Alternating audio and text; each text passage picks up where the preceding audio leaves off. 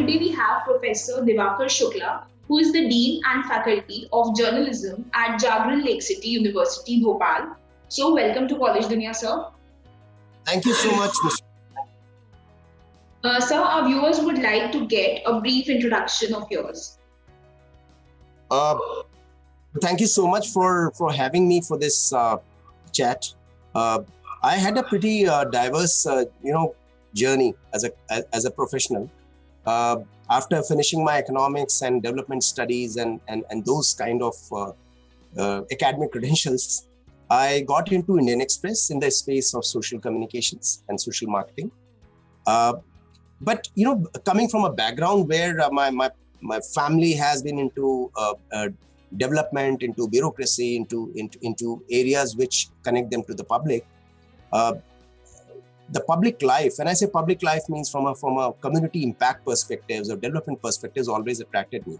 So I got into this program at Netherlands Embassy, into the Indo-Dutch bilateral program, where essentially I was working for water and sanitation sector, and that gave me an opportunity to kind of travel across the hinterland of India, various states, various places, meeting people, understanding their social behaviors and those aspects, and worked a lot. And during the course of that, I also worked with the World Bank in the space of water and sanitation, and also with the European Union, with the farmers in North India. All that actually, provided me a great understanding of what is the lay of the land and how exactly people and humans behave, essentially, and what are the real social development issues which they have to confront with.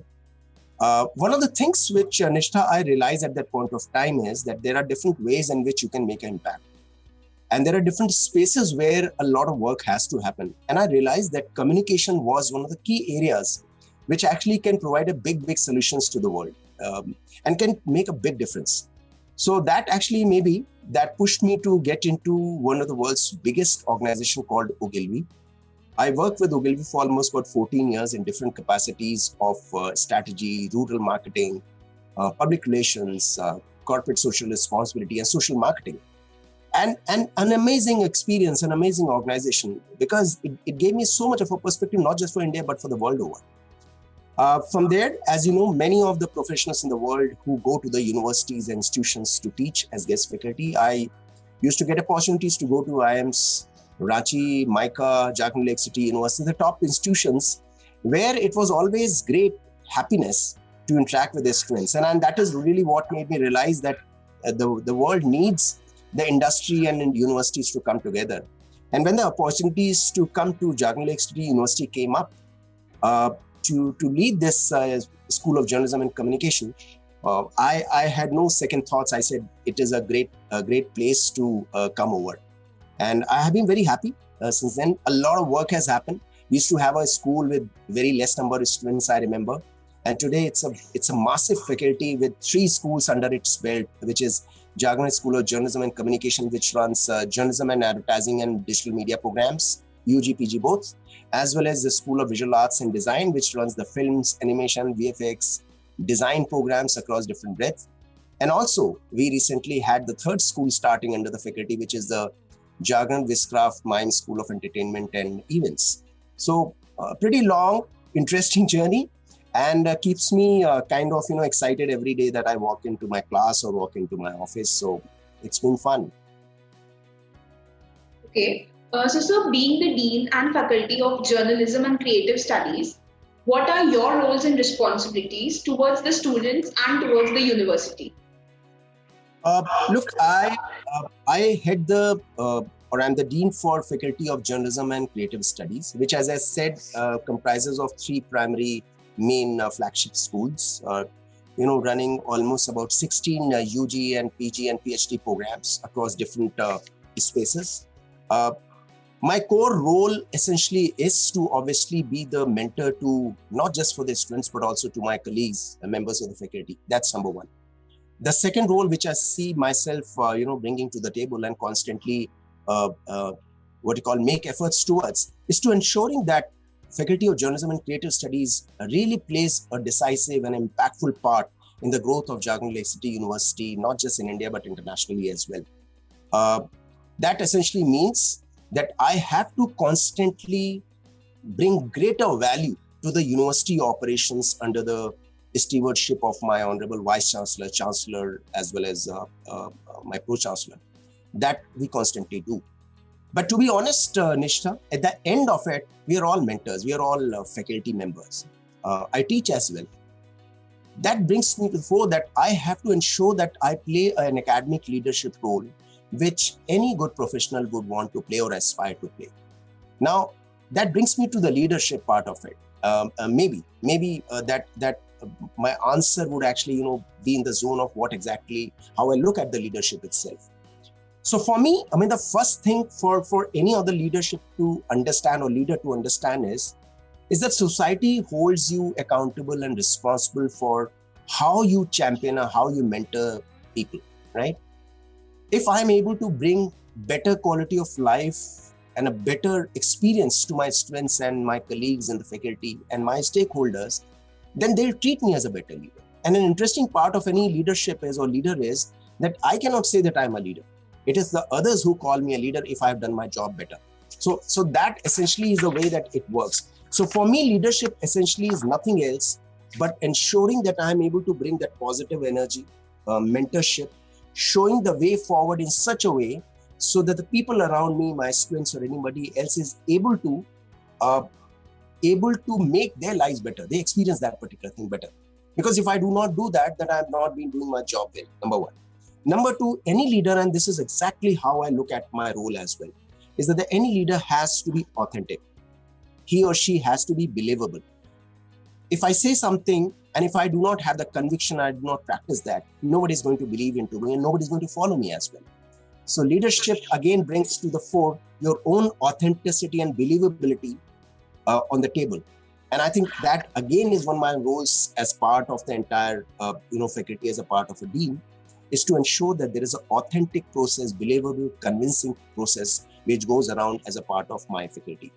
Third, obviously, is the academic matters, which means that there are various things you look at it. I mean, you are always in a zone of a crisis many times. I've heard people saying, you constantly are working on developmental issues on one side, which means you're growing the faculty, you're growing and doing things which are expected of you.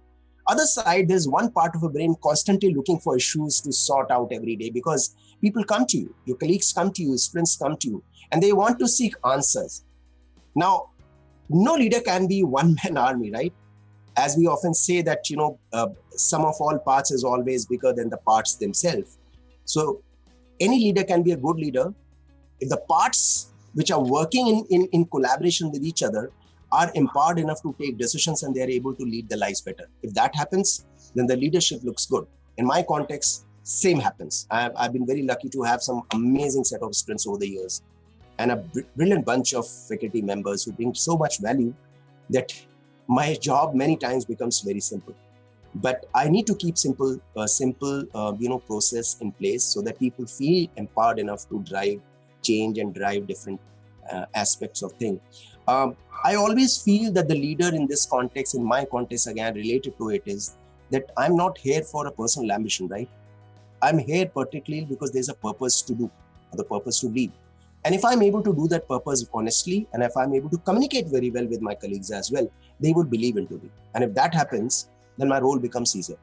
So it's an academic role, it's an administrative role, it's a management role, but most important, it's a role of playing mentor, not just to your students, but also to your colleagues as well. And showcasing that, yes, we can do it. I mean, that's how any good leader would do it. And that's what I constantly strive and make an effort towards. So, sir, how does the curriculum of Jagran Lake City University practice to be the best in the industry? Well, Nishtha, we often say at Jagran Lake City University, and we take pride in that, is that it's a very practice-based pedagogy that we follow.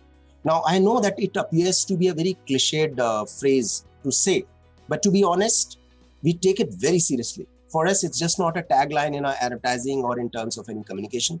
So for us, it becomes very, very important. Another aspect related to this part that you asked me, the curriculum in the industry integration, is what we call as igniting mind, changing life, which again happens to be one of the core values or core taglines that we work with. And again, we take it very seriously. How does it happen is, when we look at the world, I mean, that is what the lens is. When we look at the world, We do not see the world in isolation. We do not see the world in a silo. We see the world with the lens of journalism. I mean, I'm talking in terms of my faculty in Jharkhand Electricity University. I see the world through the lens of journalism. I see the world through the lens of films and animation. I see the world through entertainment and events. I see the world in terms of, or the lens of design, advertising, public relations, digital media, so many other things.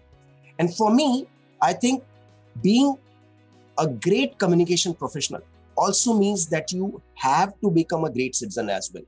So the communication skills for us equals citizenship skills. And I think that is very, very important.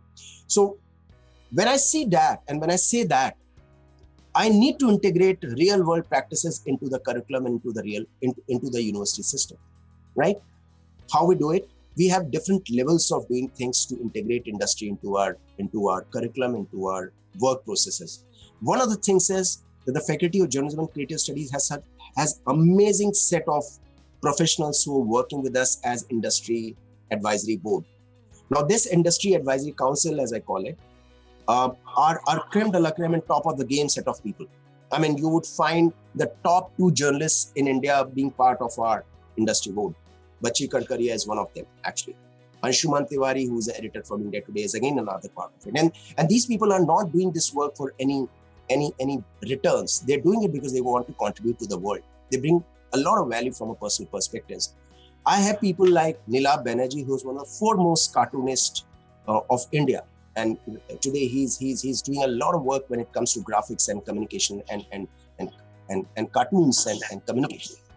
I have people from the top advertising agencies like Kapil Arora who are part of the entire thing. I have people in the public relations and corporate communication space as a part of my industry board. Hal Siruddin, who's from Rolls-Royce Motor Cars, is a corporate communication head for the entire Asia Pacific.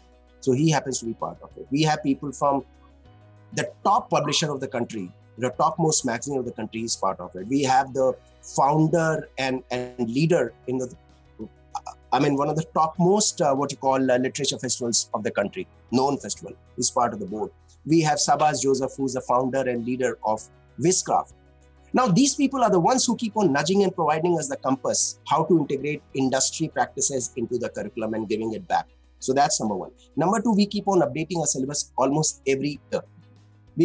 Because the industry moves very fast. Curriculum has to keep a track of that. We are able to bring those practices very well. Third aspect is we get a lot of industry professionals to come to the campus, including international professionals as academicians come to the campus and deliver workshops and sessions with their students. Now, many universities may be doing it, but if you see the record of last 3 years, how many people have come to the campus and done it, you'll be amazed to find how brilliant people come and they give it back to their students as well. So that's another level in which you do. And the last bit is which I will say, there are many aspects, but the last bit which I'll talk about is that my students get often live industry challenges to work on, which means as a part of the assignments, they have to work with the industry for the real world case studies and real world case problems. And they're able to contribute. Recent cases that we had a couple of students actually, who were invited to be part of a creative brief by a top-notch agency of the country, advertising agency of the country. And these students actually pitched for that particular creative idea. And interestingly, the idea was applauded. That idea was taken up by that particular brand and integrated as a part of their advertising. These students obviously were kind of paid for it.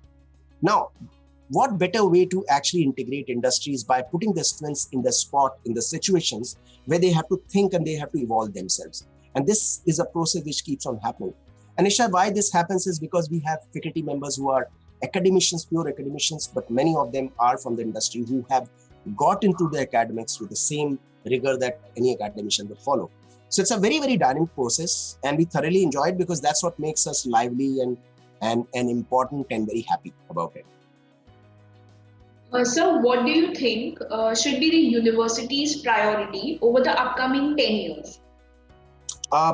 10 years is a long time, Nishtha, because it's a decade. And I often, in my personal life as well, I often look at the history to kind of learn for the future. And that's what many of those trend spotters say. Look at the past and you'll see the glimpses or the windows of future looking at you. As far as Jharkhand Electricity University is concerned, it's a university in about 7 years. We have been able to make a really, really interesting mark not just in central India, but I would say across India. And many things are first for us. One of the things that, we have visions and pillars of work that we look at it. And these pillars for us are obviously are related to research, which is a very, very big and very important area for us. We take it very importantly and very, very seriously is because, as you know, universities are taken to be institutions of reflection. Universities' role has grown many-fold in the times we are living. It's very interesting times, but these are the times when universities have to contribute even more to the world. So research becomes one of the key pillars of focus for us as we go forward. Just to kind of add to this thought is, many times when you look at the research being done across the world over, people often say that research only contributes to the data points and knowledge. Research rarely illuminates and enriches people. This is one of the criticisms which you often hear. So for us, the goal is we do some great research, not just by faculty members, by PhD scholars, but also by the UG and PG students both, which you continuously push on. And this research should be relevant to the world, should provide solutions to the world. That's number one. Number two, the way the world is behaving and the changing, we need to be very, very technologically savvy. We are already being rated as a top notch, the only one in the central India by QS ranking to be digitally savvy university. We have done a lot in terms of what we have done it. And we have not done it just 1 year. Right from the beginning, from 2013, we have been able to bring technology into the classrooms. That's why we have connected classrooms with international universities on a real-time basis. So second aspect, obviously, is to bring greater education technology into the university and show that our students are able to seamlessly learn things, not just physically present in the campus, but also from anywhere in the world. So that process is already on. We're doing things, but I think that's another very, very big focus area that we want to work. Third focus would be to ensure that our students, we do it, but I think there's always better to do, is to ensure that our students across different disciplines, not just in media, they become better impact makers and change makers for the world. I know it is again sounds very cliched example, but I think the time has come where the university should turn out leaders in different spaces even more than they have done in the past. So I would look at a journalist today who's studying journalism as a part of my faculty should become a leader in the space of what they're doing it in terms of where the right journalism is going to go. Or an advertising professional coming out from Jagmeet Lake City University should be able to bring a greater purpose to the life of brands in the world, because advertising and brands come very quickly. Or I would look at films, documentary films, how they able to make impact in the world. It's just not about entertainment. It's really about empowering people through visual medium. Look at the design, the kind of work that we are doing in design, whereby, again, we focus. So again, leadership in the different spaces is something that we'll be looking forward to and bringing value to the world and making an impact. I think because that's really what required. And the fourth aspect, which I would say definitely becomes a focus, is to ensure that we are able to integrate ourselves even more strongly on an international scale, which means the globalization part of it or internationalization part of it. Nisha, I may just say one thing. Jagmeet Lake City University is the only university from Central India who are part of this European Union tuning project. We have already done one major work since last about 2 years. Now we're in the process of internationalization of curriculum, working with the European universities and doing it, not just for JLU, but also for other universities, setting up the benchmarks. So, and we already had about 43 major international universities as partners to our university. Within the Faculty of Journalism and Creative Studies, we have some top-notch universities. I'm sure that you would have heard of the name of University of Arts London, University of Lincoln, University of Spain, which is UCGC. We have University of Sheffield Hallam University as a part of it, and also the KR in Korea. They're partners to us, and we work very closely with them. Recently, when we signed this MOU or the partnership with Wizcraft, which is the world's biggest entertainment events companies, and set up this new school, that again shows that we want to move very forward, not just in India, but also internationally. And again, to the earlier question, which is getting them closer to the industry. So internationalization again becomes a major focus area for us, not because we just want to have those names on our credentials, but to bring the best global benchmark value to our students and to the faculty, and also contribute internationally as well, which you're doing. Okay. Sir, what are some of the greatest strengths of Jagran Lake City University? I would say the greatest strengths, honestly, is the work which students do, the current scholars as well as some of the alumni who are doing it. So these alumni uh, uh, are contributing so much to the world as of now, or not just in India but internationally. I mean, that is really where the value lies eventually, because existence of a faculty member out here, the existence of university department faculty is that you're here to serve, in a way, mentor the students, right? So eventually the last post or the last person standing or the last mile to cover is how our students are able to make an impact in the world. So that's one of the key strengths I would look at, the work which the alumni are doing as of now. That's a strength which comes back to us.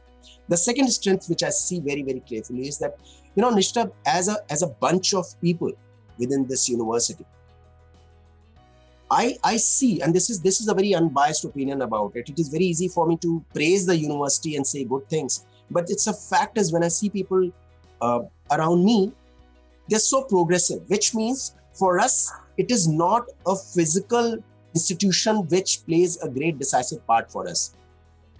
Maybe Jagran Lake City University is slightly bigger than the physical entity that we are.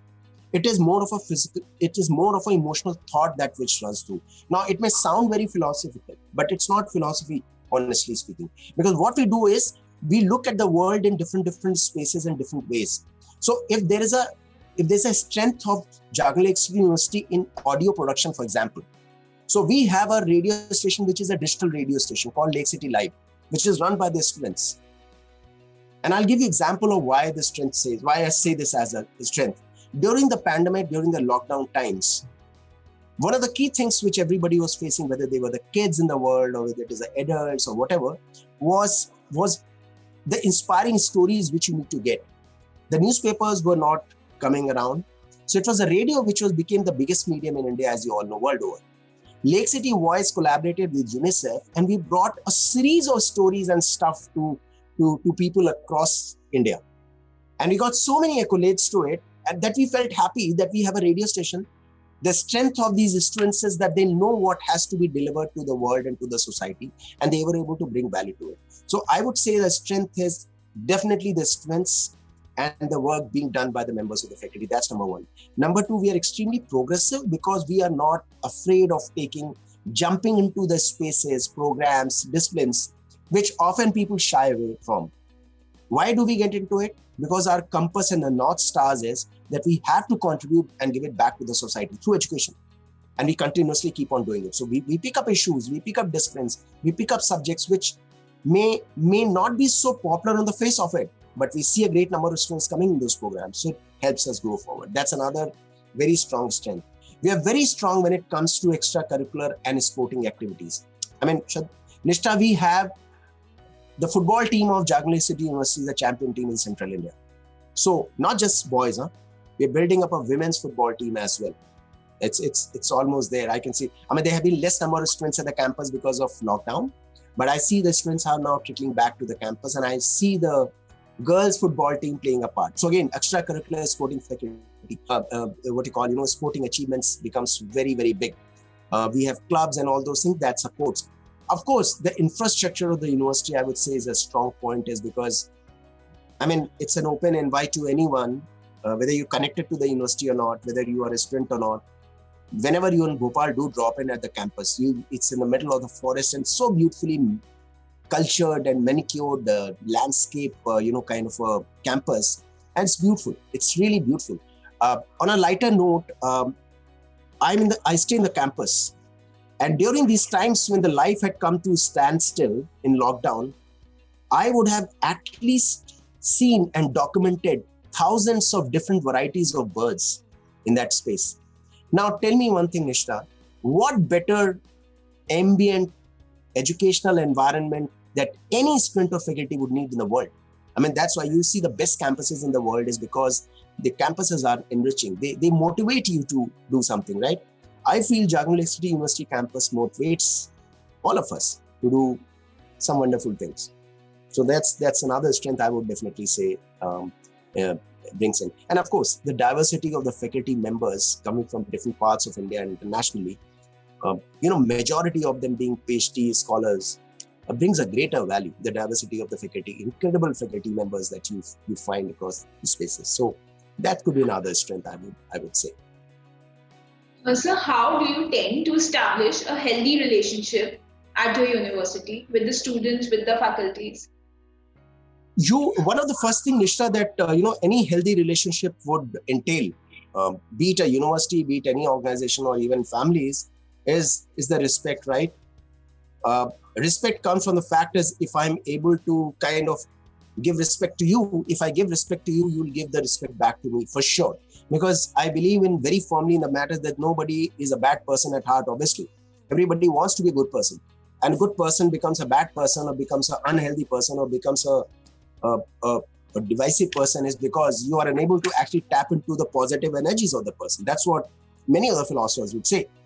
How we do it is that we treat our students, because it's a university. Look, it's not a class 10th or 12th or 7th or 8th.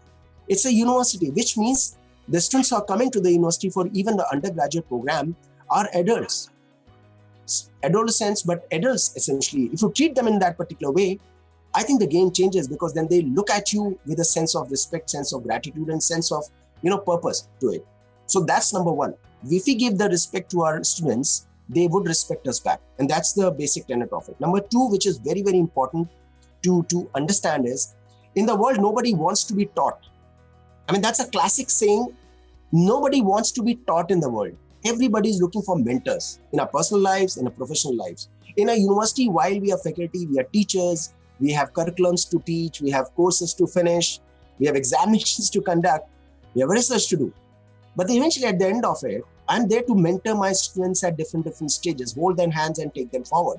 But with a sense of a discipline and structure, which any university would want to have it. So the moment you get into a mentorship role while being a teacher, I think the basic healthy relationships get formed. Manifestation of that is, Nishta, since the time, and I can take example of myself since I'm speaking to you, since the day I have come to the campus in this particular capacity, if you ask me today and if you have time, you ask me, give me the names of each and every student that you have taught as a part of your class. Right now, I can tell you the names one by one, number one. Number two, even after 4 years, 5 years of graduation, are those students in touch with me personally through social media, through personal phone calls or meeting me? Yes, I am. And I'm only giving an example. Everybody does it. Now, that just shows the kind of a bond that a mentor and a mentee forms. So we treat ourselves in that particular fashion. And I think that automatically ensures that there is a kind of a bond and there's a kind of healthy, relationship forming. Other side is obviously my members of the faculty, my colleagues, whether they are the assistant professors or the professors or senior most emeritus professors. I need to look them in terms of what their values they are bringing as a dean of this place. And I think it works very, very well because they stand for you. They back you up full time. Now, if they back me, tomorrow if there's a situation, I'll back them. Even for issues which are nothing to do with official, nothing to do with professional. But the moment you start getting into that kind of a bond, that kind of a relationship, the place becomes great fun. The create becomes great fun, and the healthy relationship that you talked about automatically comes forward. Otherwise, as a university, we would not have been able to achieve what we have done it in the last 5, 6, 7 years. We would never have been able to achieve if we were running into a very siloed, in a very structured, in a very, very watertight compartments, into rigidity of systems, which you often demotivate people. I don't think it works. And to be honest, Nishta, this sense starts from the Chancellor of Jagdalpur University and the Pro-Chancellor and the Vice-Chancellor. These 3 sets of people are outstandingly reflections of what I'm telling you. And I'm not trying to praise my leaders or the university leaders. I'm just telling you this is how it happens. It happens in every good organization in the world. The leader, it happens from the top down, right? It never happens from the, innovations, things happen from bottoms up. But the sense and vision and mission and the things that we talk of and put it on the walls actually happen from the top. If they are able to live and be convincing and authentic, everybody follows. And I'm just part of that. So I think we have a great thing going out here. Sir, any insights on how is the university more welcoming to students who come from the economic backgrounds? Big, very big area, Nishma. It's a very important question which you put. I would say the Jharkhand Lake City University, because of its own roots. Look, Jharkhand Lake City University's parent society is Jharkhand Social Welfare Society. This is a set or a society which has been into education for the last 25 years. They have been running Delhi public schools. The top schools in the country are in central India. These four schools in Bhopal, Kolar Road, Indore and Rao, these four Delhi public schools are, if you see the ratings consistently for many years, they're top notch, top 5, top 1, top 2 schools of the country. They have been into education. Now, interesting part, they also have 3 what they call as Shiksha Kendra. Now, what we do in that particular thing is that we have students coming from absolutely poorer backgrounds, economically backward backgrounds, who had nowhere where to work or study into the top-notch institutions. These students are brought in and they are given free education, free uniforms, free textbooks, everything. And they're nurtured over the period of time, and they work in the same premises as any Delhi public school or public school. So same faculty, same premises, same infrastructure is given to them.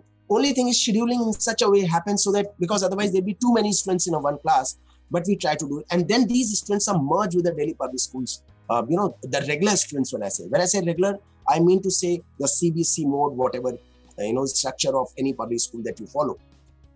So they're not different. It's just that they are given the same set of opportunities for themselves to grow. Now, what is the expression of it? Many of these Section K students have been studying in the university, Jharkhand Lake City University, as a part of a media program, as a part of a law program, and they're excellent. They're achievers. They've written books now. So the whole thing, the whole philosophy that you get somebody an opportunity to do and improve their lives, they do it. I think Section K's have been able to deliver that. And this particular case has been documented by Government of India as well to showcase how education can bring great power to underprivileged communities as well. This is a classic case which has been documented and shared across the world by various corporate social responsibility institutions.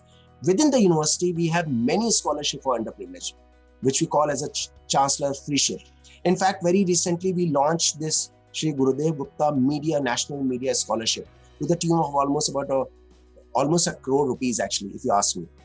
And this would be dedicated scholarships in the media space for us, design, journalism, everywhere. But within that, there are scholarships which are absolutely for deserving students who are from economically backward. They are given opportunities free of cost. So the tuition fees is waived off. And not as a charity. It is a question of they getting it and delivering higher value. So Chancellor's Friendship, Shri Gurudev Gupta Media Scholarships, general support to the communities across us. I think as a university, we are doing some amazing set of initiatives when it comes to education for the poor. That's number one. And by the way, while government obviously has norms and things, but we do more than that. So for us, CSR is not just a question of compliance. And I do not see that as a CSR. My chancellor also says the same. We do not see this as a CSR. It is something what we have to do as an institution. That's why we have been doing this even before the CSR law came into effect. And I think we're doing pretty okay on that. Of course, there's always a scope to even do more. But I think our compass and our North Star is in place in that matter. So I think we are good on that. Sir, any message or suggestion you would like to give to current youth and aspiring students? I always say, Nishtha, and I would want to give it particularly more from a media and creative studies perspective, while it can be interpreted for any students. And this is ideally meant for students who are graduating from 11th and 12th to the universities. Look, you have to, number one, there are 2 or 3 things which you have to keep in mind. Number one is, I know that there is always a pressure from your elders, from family, from friends, to go in a particular direction as far as careers are concerned. Of course, you have to follow that. You have to listen to that. You have to be sensitive to that. I'm also a father. I have a daughter who's in class 12 today. And I see the students of today so bright, so sharp that, they put us at shame when I was in class 12. They're so sharp. Interesting is, when we were in class 12th, or many of us who were in class 12th or 11th, We used to have one or two goals in our lives. We would do this, we would do that. Today's 9, 10th, 12th students actually, and even younger than that, they have 3, 4, 5, 6, 7 goals in their heads. An interesting part is they're able to multitask very well and they're able to achieve everything together. That just shows the way the world is changing. So one is, please believe into what you want to pursue. Do not let the world condition you to the extent where you lose your originality. You lose your sense of your bearing, lose your sense of interest. Please do not do that. Your parents, your elders, your teachers, all of us would be proud of you when you follow your dream with a sense of practicality. I'm not saying just get into the blindly. No, follow it with some purpose. But please follow your heart to a greater extent in choosing where you want to go. And then put your mind behind it and become successful. Number 2, which is very, very important, is eventually at the end of it, as humans, like the humans in the earlier times, when they used to draw paintings on the walls, cave paintings as we call it, and tell stories, please shape your stories in such a way so that you feel happy. Eventually at the end of it, if you're not happy, you'll never be convinced. You'll never be able to put your mind behind the profession, and then you'll say, I have become average. Average is not because that you have achieved 100 out of 100. Average becomes when you are doing something and you do not have a conviction in that. That is where the average and mediocrity comes into play. And the third thing, which is a mantra which I often follow personally, as well as in my faculty, I often say there are 3 things in life which you should always, kind of chase. Couple of things out there. One is a fame, which is a glory that you need to get. That is what you need to chase. You need to chase glory. Second is, please chase fortune as well when it comes to bringing resources to you, because when resources come to you in different forms, it's not just money, resources. You would make your family, your dear ones, your friends, everybody happy because you'll be able to do things for the world, right? But the third and equally important part is the third F is the fun. If you do not have the fun in your life, you do not bring happiness in your life of doing things every day consistently and feeling innovative and energetic, I think you've lost the plot. So fame, fun, and fortune. The 3 things I always follow. Just follow your heart and be practical. Please have a lens to see how the world is changing. If you do that and make your decisions, you would never go wrong. I mean, that is what I pursue. That is what I see my students at Faculty of Journalism Creative Studies pursuing. And that is what, Nishta, as you asked me, makes Jagran Lake City University a pretty interesting place to come and study and intermingle and grow together. That's really great, sir. And thank you so much for taking out your valuable time and sharing your views with us. Thank you so much, Mr. I look forward to it. Thank you.